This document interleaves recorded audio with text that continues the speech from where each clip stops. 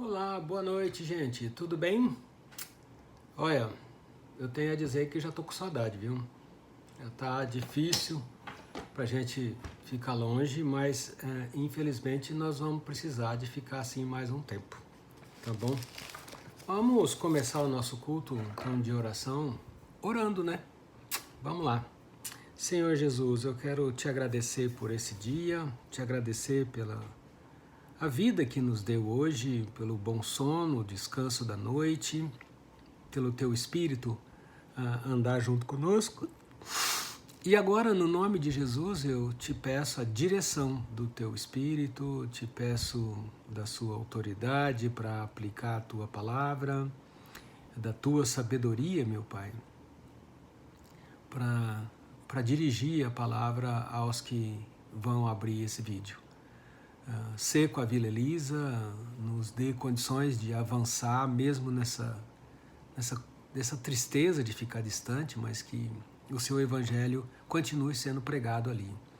Então, no nome de Jesus, eu desde já quero te pedir pelas famílias que atravessam com dificuldades, talvez financeira, talvez com saúde, ou até mesmo dificuldades com as pessoas que amam, atravessando problemas de saúde.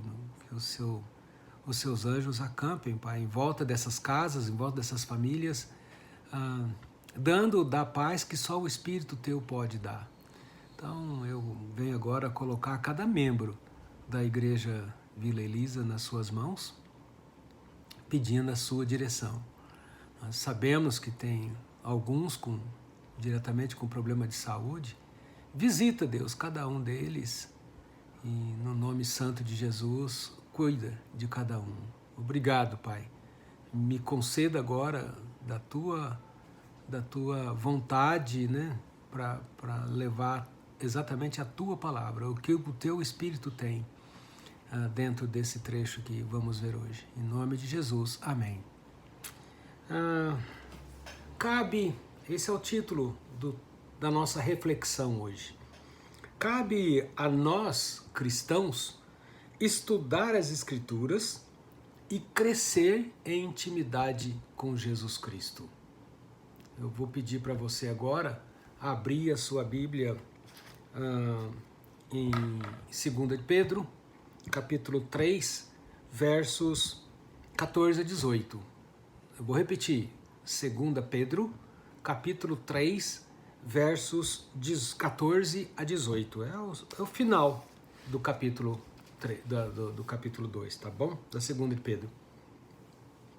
Eu vou ler esse trecho, que é pequeno, e daí a gente reflete um pouco sobre ele, tá bom? Então, diz para nós a palavra: por esta razão, pois, amados, esperando estas coisas, empenhai-vos por serdes achados por ele em paz, sem mácula e irrepreensíveis. E tende por salvação a longanimidade do nosso Senhor, como igualmente o nosso amado Paulo vos escreveu, segundo a sabedoria que lhe foi dada. Ao falar acerca desses assuntos, como de fato costuma fazer em todas as suas epístolas, nas quais há certas coisas difíceis de entender, que os ignorantes, os instáveis, os deturpam, como também deturpam as demais escrituras, para a própria destruição deles. Vós, pois, amados, prevenidos como estais de antemão, acautelai-vos. Não suceda que, arrastados pelo erro desses insubordinados, descaias da vossa própria firmeza. Antes, vou repetir, antes crescei na graça e no conhecimento de nosso Senhor Jesus Cristo e Salvador. A Ele seja a glória, tanto agora como no dia eterno. O que isso nos lembra, o que isso aí nos traz para poder refletir um pouco. Nos lembra que a primeira coisa, né? Pedro entra com a frasezinha costumeira, inclusive, de Paulo, por esta razão. Aí cabe muitas vezes perguntar, mas espera aí, que razão é essa que Pedro está dizendo? Acontece que para trás Pedro trabalha bastante ensinos e até muito fortes para nós, como por exemplo, ele fala aí no capítulo 2 sobre os falsos mestres, sobre o caráter desses falsos mestres e em relação às obras deles e que o castigo a eles é de fato justo. Pedro também alerta que na vinda do Senhor e o significado dessa vinda de Jesus Cristo. E agora ele vem então, por essa razão desses ensinos aí atrás, é que, amados, esperando, né, estas coisas, esperando que tudo aconteça, esperando a nossa morte em si, em Cristo Jesus, então ele diz, empenhai-vos por serdes achado por ele em paz. Que significa? Faça o impossível para viver em paz de acordo com os mandamentos de Jesus Cristo. Estude, que é o que nós vamos ver hoje. Se comporte como um cristão verdadeiro, tá bem? Esse é o meu conselho. Faça de tudo e um pouco mais, chegando até pensar, poxa, mas eu estou fazendo o impossível para obedecer os mandamentos de Cristo. É o que nós estamos vendo aos domingos pelo Evangelho de João. Jesus nos alertando a permanecer nele. Semana passada, inclusive, a mensagem sobre a videira, Jesus trabalhando a ideia de permanecer na guia central, né? No tronco central, para poder produzir fruto. E, de uma certa forma, vamos ser achados, então, de uma maneira que não há nada que possa nos repreender.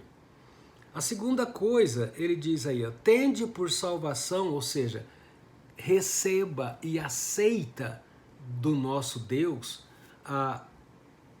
o tempo que ele tem de tão bom para conosco com relação à punição dele nas alturas do campeonato, sendo nós muito falhos. Deus é muito longo, ele é tardio em punir você e punir a mim. Ele nos dá muitas e muitas oportunidades de arrependimento. Até mesmo quando Pedro diz no seu primeiro sermão, arrependei-vos, quando lá na frente fala, essas coisas vos escrevi para que não pecais, João vem dizer, se pecar, lembra que tem Jesus Cristo como advogado nosso. Então, Deus nos dá e permite muitas e muitas oportunidades para que a gente, então, se cair, levanta dando a mão para ele. E Paulo vem e reforça como Pedro está dizendo.